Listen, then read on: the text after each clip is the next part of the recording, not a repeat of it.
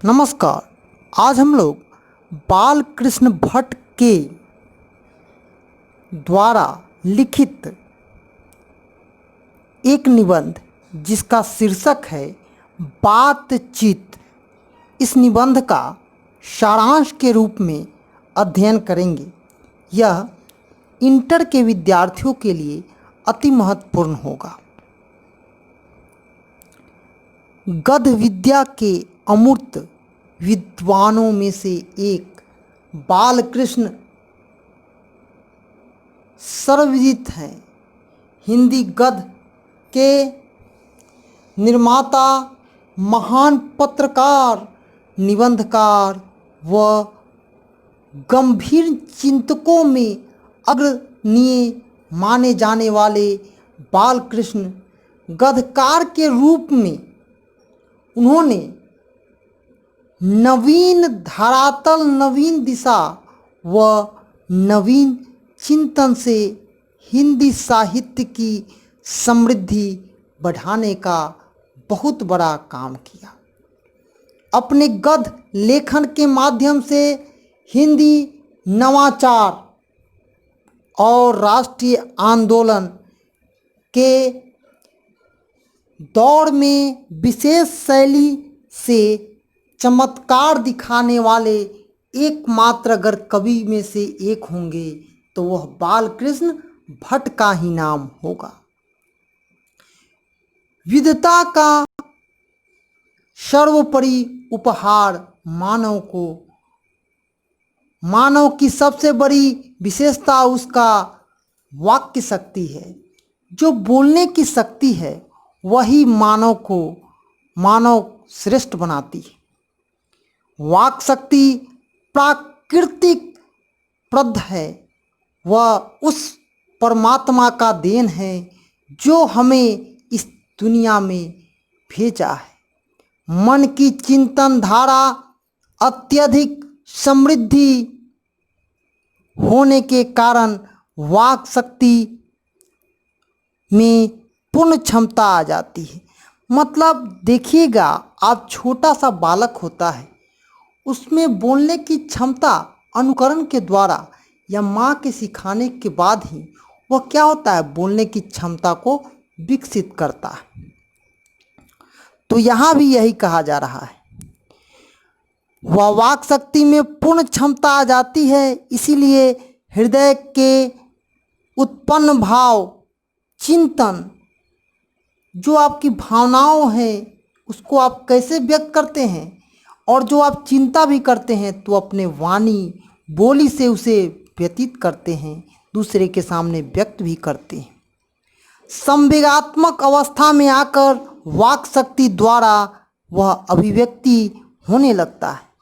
अगर आपको कोई कष्ट है, आपको कोई वेदना है, आपको कुछ हुआ है, तो उसे कैसे आप अभिव्यक्त करते हैं? अपनी बोली से।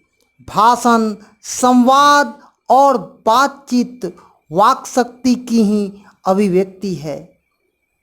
व्यक्तित्व की पहचान जितना अधिक बातचीत के माध्यम से होता है उतना भाषा या संवाद से नहीं होता है। इसमें पढ़ने की कोई ज़रूरत नहीं है। जो नहीं पढ़ा लिखा रहता है वो भी अच्छा बोल सकता है। इसमें यही चीज़ों को बताया गया है।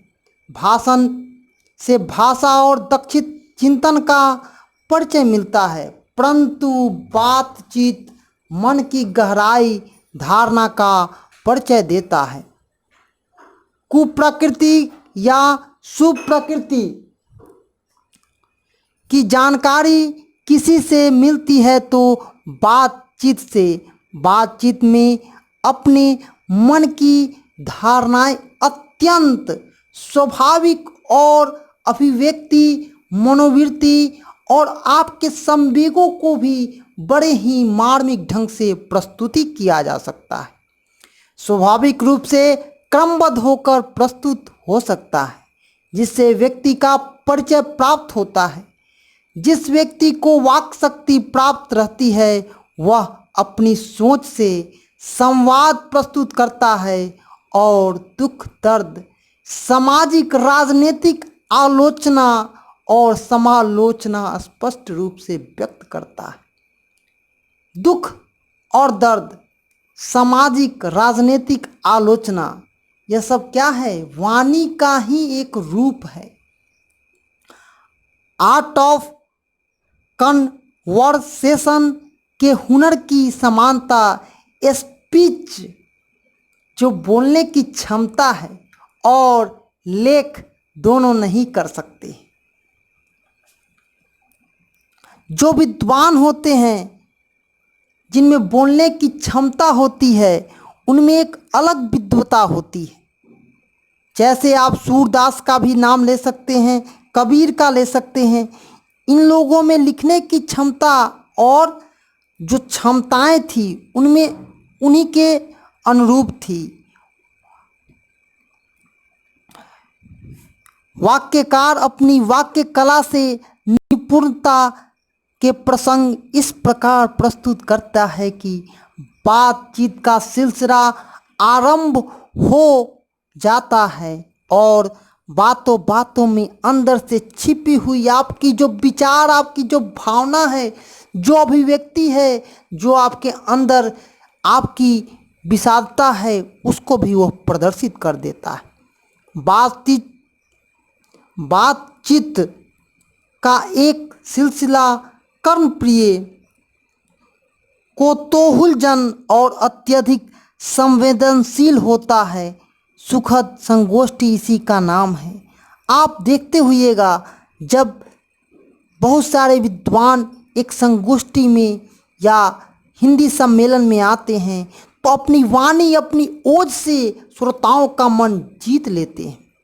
इसमें बेन जॉनसन और एडिसन के विचारों के लेखक ने उदित किया। बेन जॉनसन के अनुसार बोलने से मनुष्य के व्यक्तित्व की पहचान होती है। कहने का तात्पर्य यह है कि दूसरों से बोलने से ही बातचीत होती है।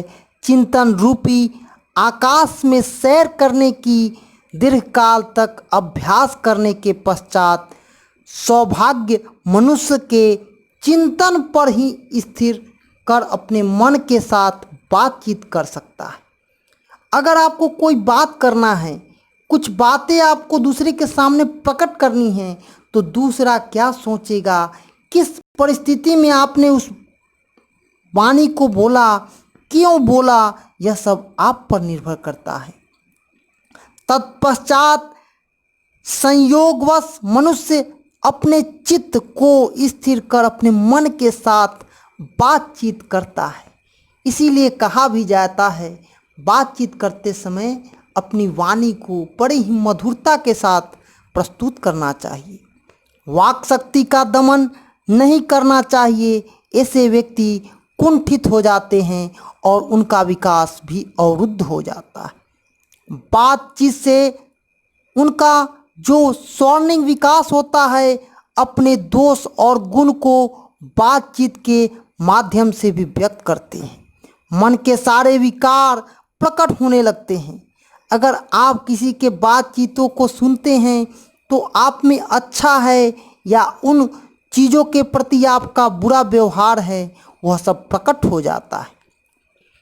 व्यक्ति स्वयं अपने आप से परिचित हो उठता है। गुण से अवगत होकर उसके अंदर आत्महीनता का भाव उपज जाता है। अगर आपने कोई गलती की है, अगर आपने किसी को गाली दी है, तो वह आत्महीनता प्रदर्शित होती है और आपको आत्महीनता की उस भावना को उपज देखते हैं। दूसरी ओर दोष के अवगत होकर वह आत्म सुधार करता है। जब आपको कोई टोकता है, आप किसी को गाली देते हैं, तो अगर उस चीज़ों में सुधार लाते हैं, तो भाषा भाषी ही सामाजिक संबंध बना पाता है। वह कटु भाषा बोलकर शत्रुता भी बना डालता है। इसीलिए कहा भी गया है, मीठी बानी बोलिए मन का आपा खोए। निष्कर्ष में आप कह सकते हैं, मौनता हमें असामाजिक बना डालता है और मन में हीनता उत्पन्न करता है। यही पाठ का सारांश है। लेकिन जब आपसे यह क्वेश्चन आपके परीक्षा में आएगा तो आप किस प्रकार इसको लिखिएगा वो हम बता रहे हैं। सबसे पहले आप लिखिएगा प्रस्तुत पाठ दिगंत से लिया गया है, जिसके रचनाकार बाल कृष्ण भट्ट हैं। इनकी शैली जो है निबंध के रूप में हमारे सामने प्रस्तुत किया गया है। उसके बाद आप लेखक का परिचय लिखेंगे, तदुपरांत कहानी का सारांश और लास्ट में आप उनका जो कहानी लिखे आपने उससे क्या सीखा, क्या उसमें होना चाहिए, निष्कर्ष के रूप में लिखें।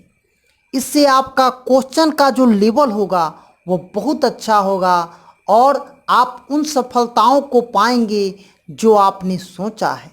यह वीडियो आप न्यू एजुकेशन पॉइंट की तरफ से बातचीत सारांश के रूप में प्रस्तुत किया हूँ। जय हिंद, जय भारत।